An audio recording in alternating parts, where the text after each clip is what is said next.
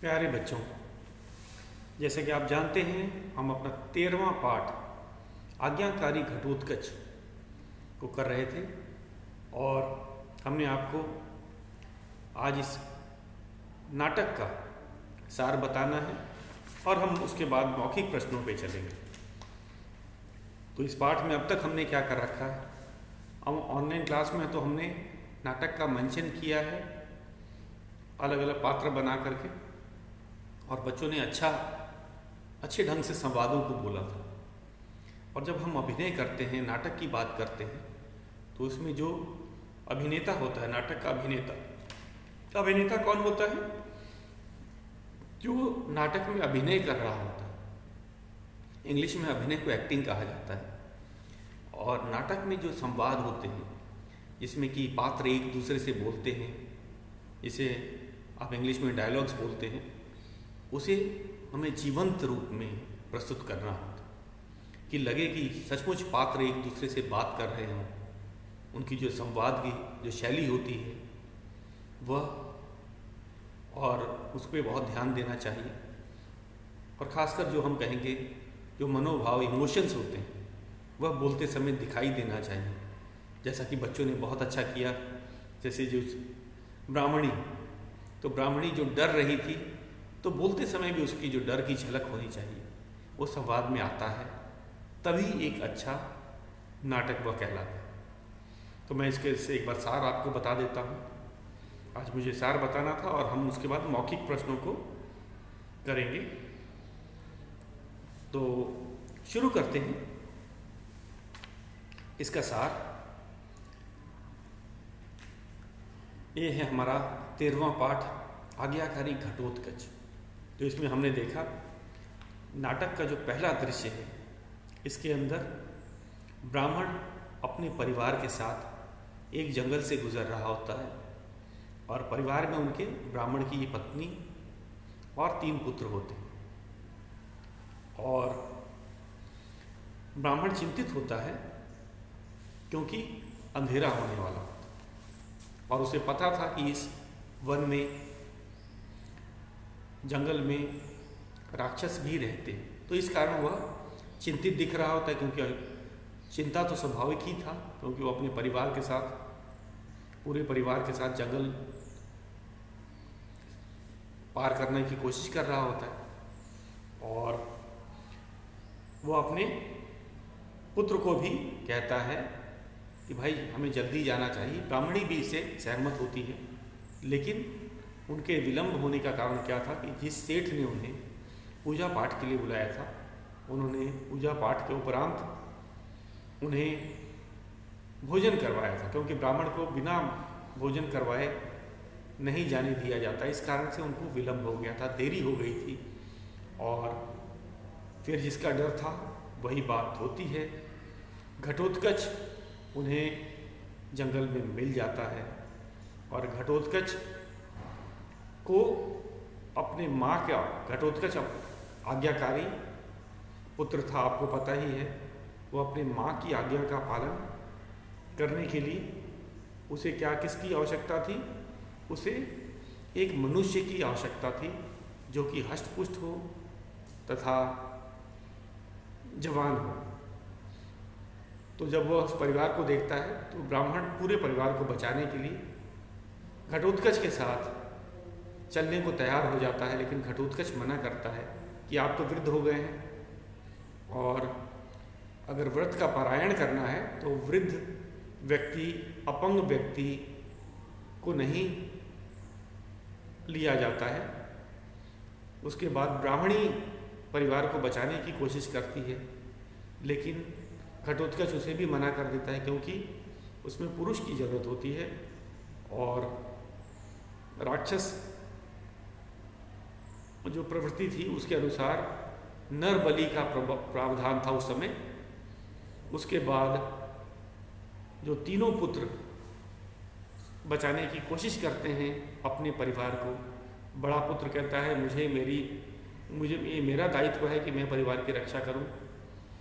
और उसी तरह मझला भी बोलता है, छोटा भी बोलता है कि मुझे ले चलो।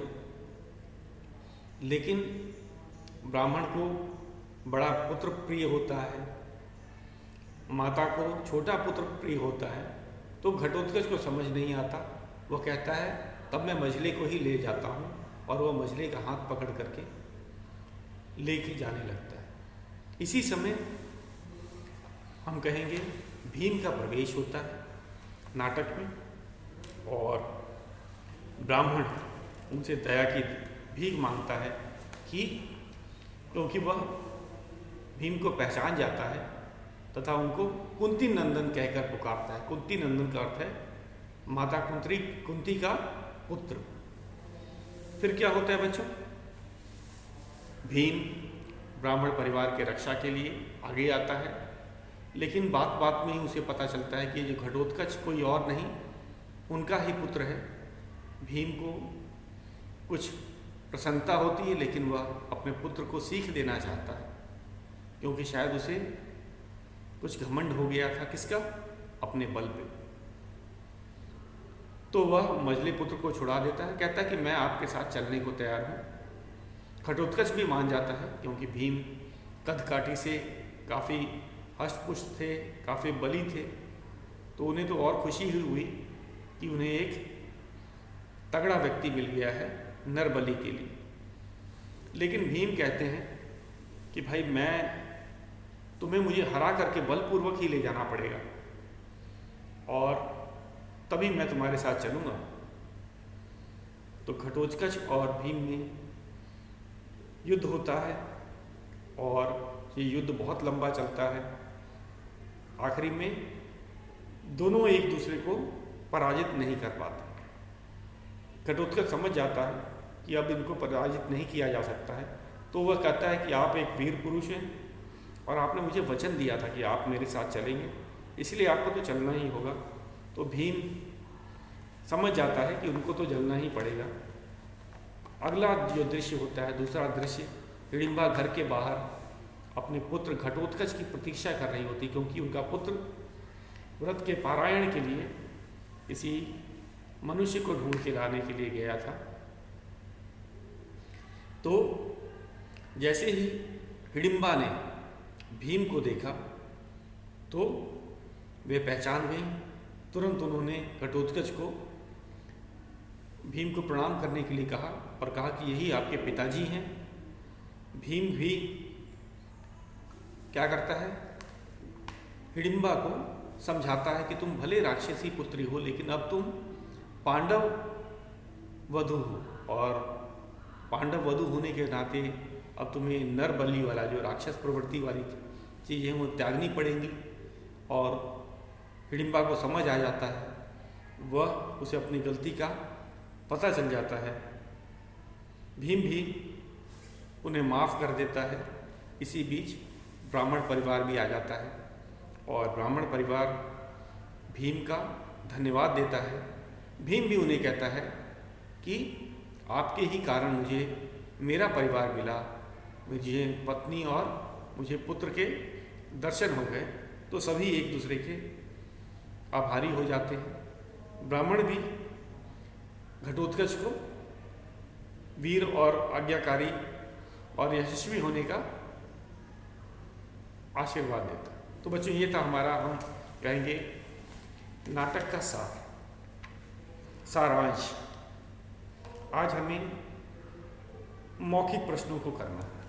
आपको पता है मौखिक प्रश्न हैं, इन्हें हम मौखिक रूप से ही करते हैं, लिखित में नहीं किया जाता है, और इसे चर्चा के द्वारा करते हैं। और आपको क्या करना है, आपको इसको चर्चा के द्वारा समझना है, और ये लघु प्रश्नों के रूप में परीक्षा में आएगा। तो लघु प्रश्न मतलब इनके उत्तर भी हमें संक्षेप में ही देने हैं। तो शुरू करते हैं अपने मौखिक प्रश्न। आज हमारा मौखिक प्रश्न है, मौखिक प्रश्न।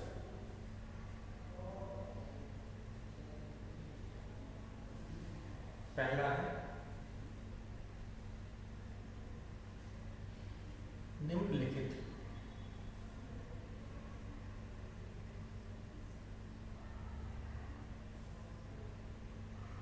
निम्नलिखित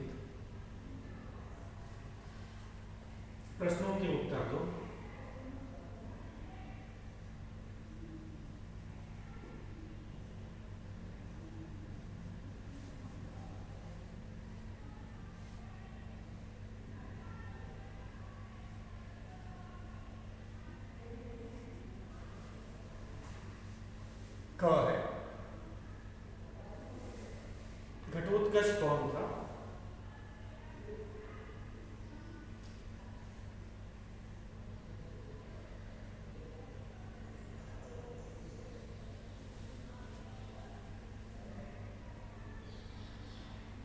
कौन था? तो बच्चों, जैसे हम लिखेंगे घटोत्कच कौन था, तो इसका परिचय, यह किसका पुत्र था आपको पता ही है, ये भीम का था पुत्र और हिडिंबा। तो कभी जब भी अगर हम परिचय देते हैं तो पूरा ही लिखते हैं। कुछ बच्चे लिखते हैं कि भीम घटोत्कच भीम के पुत्र थे, ये भी गलत नहीं है, सही है। कुछ लिखते हैं घटोत्कच हिडिंबा के पुत्र थे, तो ये भी गलत नहीं। अगर हम किसी का पूरा परिचय देने चाहते हैं तो हमें माँ बाप दोनों का ही नाम लेना चाहिए, तो ये ज़्यादा सही रहेगा और ये संक्षेप में ही आएगा। तो हम लिखेंगे घटोत्कच भीम और हिडिंबा के पुत्र थे। घटोत्कच भीम और हिडिंबा के पुत्र थे, तो हमें दोनों ही माता का भी और पिता का भी नाम लेना होगा, इसका आप ध्यान दीजिएगा। अगला है हमारा प्रश्न,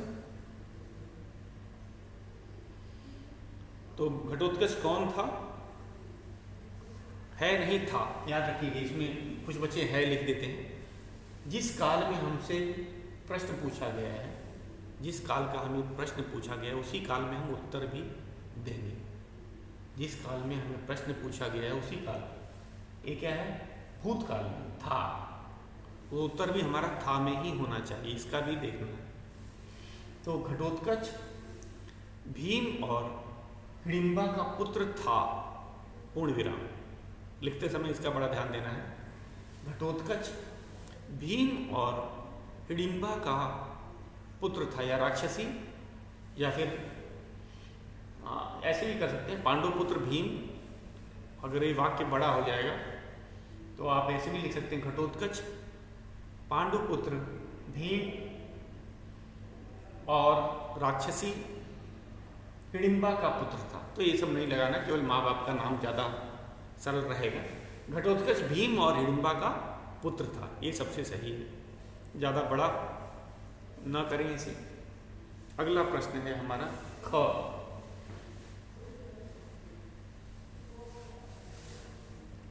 हमारा ख प्रश्न है,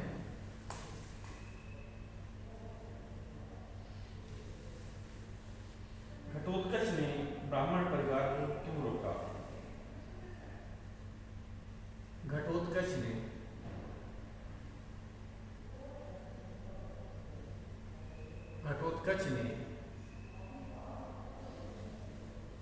ब्राह्मण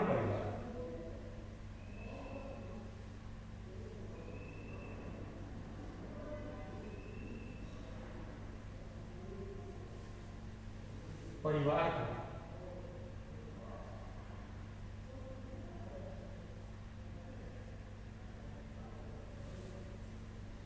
क्यों रोका?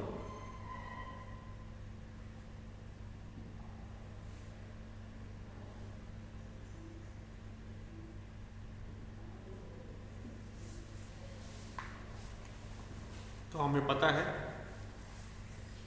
जब ब्राह्मण परिवार जंगल से गुजर रहा होता है और कुछ देर हो गई होती है, अंधेरा होने वाला होता है, क्योंकि शायद वो जब पूजा पाठ सेठ जी की कर रहे थे, उसके बाद सेठ ने उन्हें भोजन के लिए आमंत्रित किया था। इस कारण से कुछ विलंब हो गया था, देरी हो गई थी और उस जंगल को पार करते समय अंधेरा होने लगा था।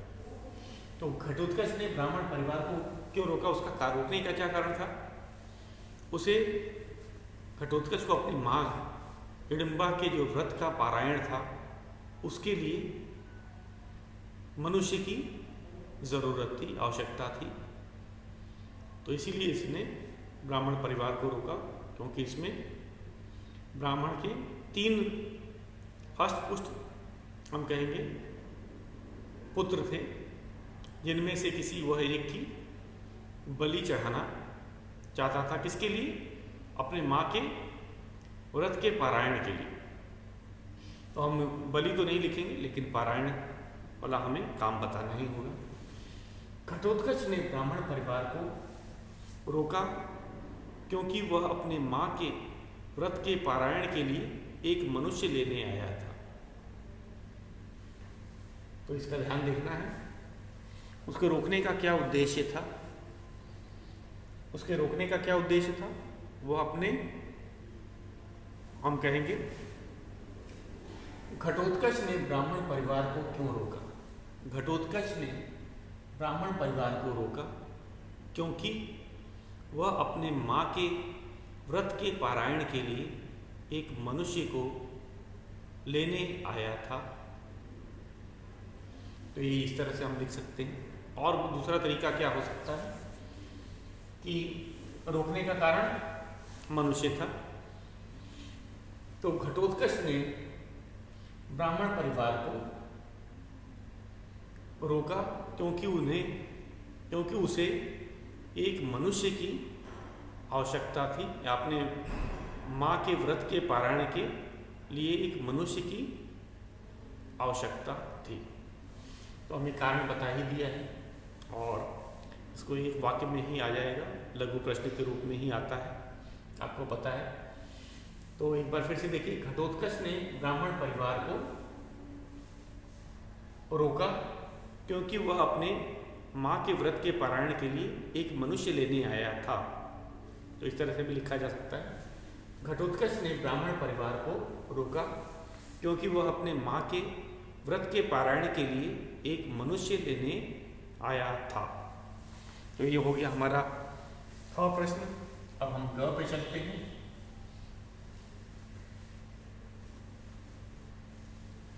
हमारा ग प्रश्न है,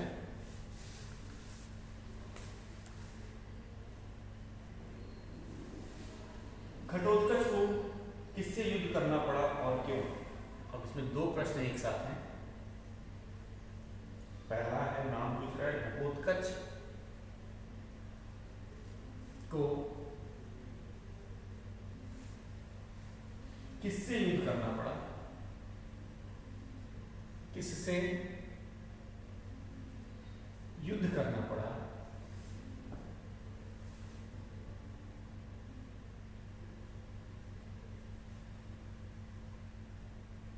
युद्ध करना पड़ा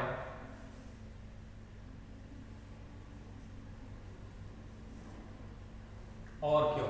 तो दो चीजें इसमें पूछी गई है। किससे मतलब आज एक तो नाम पूछा हुआ है और एक कारण, क्यों का कारण यहाँ। फिर से देखो बच्चों, एक ग प्रश्न है, घटोत्कच को किससे युद्ध करना पड़ा। भीम से युद्ध करना पड़ा। पहला तो हमें नाम बताना है और क्यों। क्यों मतलब कारण भी बताना है, क्योंकि भीम जो थे, हमने देखा भीम जब ब्राह्मण पुत्र को बचाने आए तो उन्होंने कहा कि ब्राह्मण के मझले पुत्र को छोड़ दो और उसके स्थान पर मुझे ले चलो।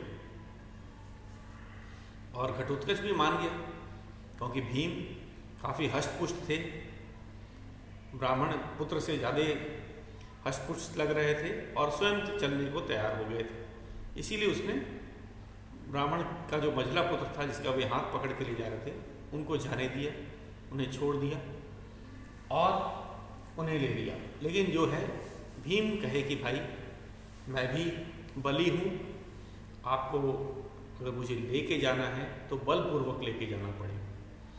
बलपूर्वक मतलब जबरदस्ती लेके जाना पड़ेगा।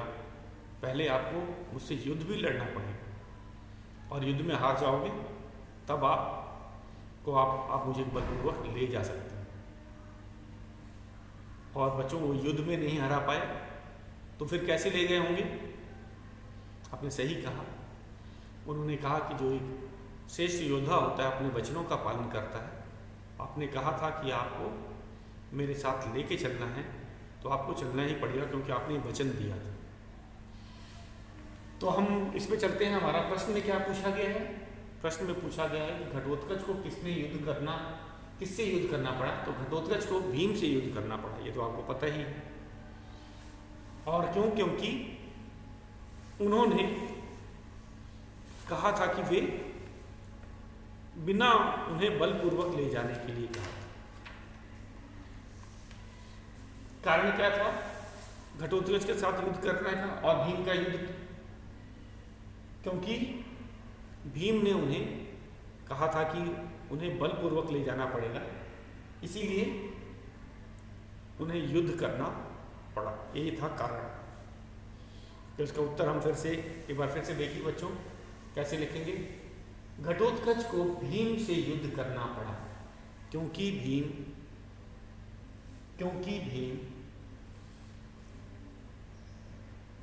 ने घटोत्कच को कहा था कि वे उन्हें बलपूर्वक ही ले जा सकते हैं।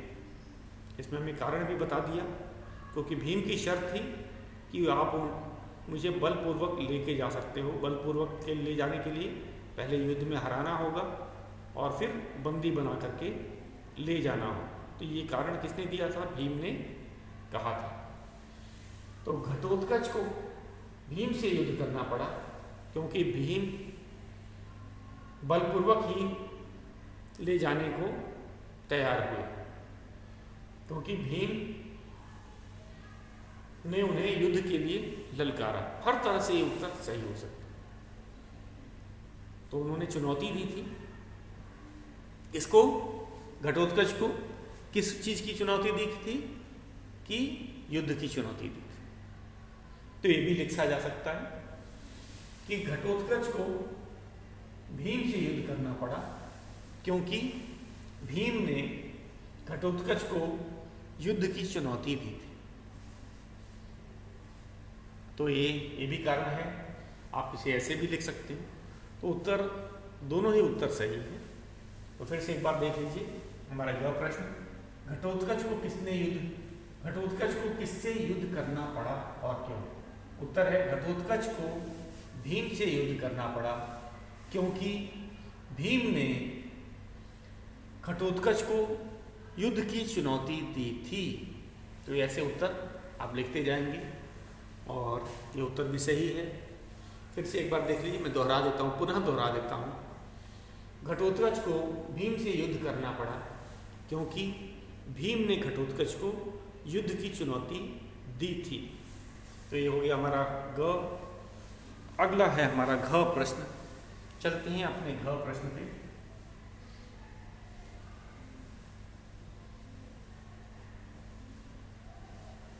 हमारा घ प्रश्न है,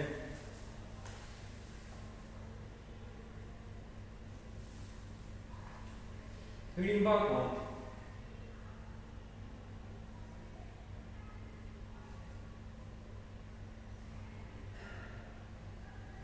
हिडिंबा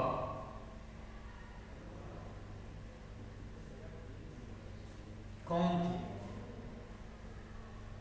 हिडिंबा कौन थी? तो हमें फिर जब हम कोई भी संबंध बताते हैं तो इसमें दोनों ही संबंध बताने होंगे। किसका? कि हिडिंबा भीम की पत्नी और घटोत्कच की माता थी। हमारे दो पात्र थे जिनका संबंध हिडिंबा से था इस नाटक में। तो हमें दोनों ही संबंध बताने हैं। अगर आप अलग भी लिखेंगे तभी भी गलत नहीं कहलाएगा, लेकिन हम जब भी, मैंने आपको इससे पहले भी बताया था कि अगर हमें दो संबंध लिखने पड़ रहे हैं तो ज़्यादा अच्छा होगा। तो हिडिंबा कौन थी? हिडिंबा भीम की पत्नी तथा घटोत्कच की माता थी। और था, ये जो काल का भी हम लोग ध्यान रखेंगे, थी, है नहीं लिखेंगे। कुछ बच्चे है लिखते हैं, ये गलत हो जाता है। जो हम कहेंगे प्रश्न का ही जो काल होता है वही उत्तर में भी होना चाहिए, वही सही होता है। तो हिडिंबा भीम की पत्नी और घटोत्कच की माता थी। अगर अलग अलग भी लिखेंगे गलत तो नहीं होगा। कुछ बच्चे लिखते हैं हिडिंबा भीम की पत्नी थी, सही है। कुछ बच्चे लिखते हैं हिडिंबा घटोत्कच की माता थी, ये भी सही है। अगर दोनों ही हम कहेंगे जो संबंध है, दोनों संबंध को एक साथ लिखा जाए वो ज़्यादा सटीक और अच्छा होता है। तो हम लिखेंगे हिडिंबा भीम की पत्नी और घटोत्कच की माता थी। तो इसका ध्यान देना है। अब यह है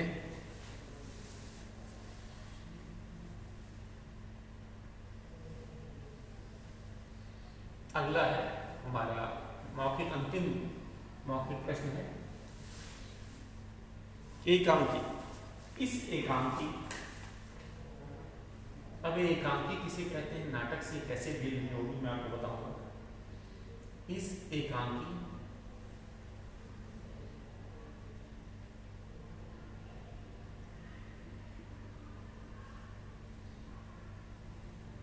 का नाम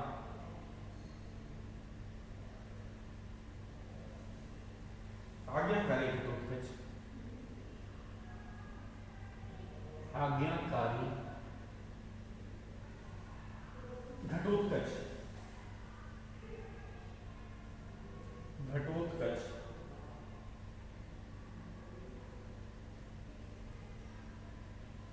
क्यों रखा गया, क्यों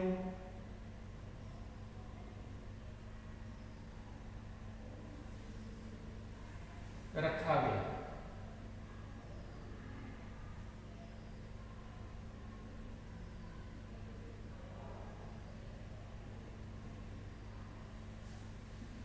आज्ञाकारी घटोत्कच क्यों रखा गया। इस एकांकी का नाम आज्ञाकारी घटोत्कच क्यों रखा गया। एकांकी बच्चों, जब एक मूल पात्र होता है उसे एकांकी कहा जाता है। नहीं तो अगर इसमें एक मूल पात्र की बात कहेंगे तो घटोत्कच ही इसका मूल पात्र है, क्योंकि जो हमारे जो ये नाटक का नाम इसीलिए रखा गया था आज्ञाकारी। इसमें हम देखते हैं कि अपने माता की आज्ञा का पालन करने के लिए वह अपने पिता, अनजाने में अपने पिता भीम से भी युद्ध कर बैठता है। तो यहाँ पे आज्ञाकारी जो है एक गुण होता है।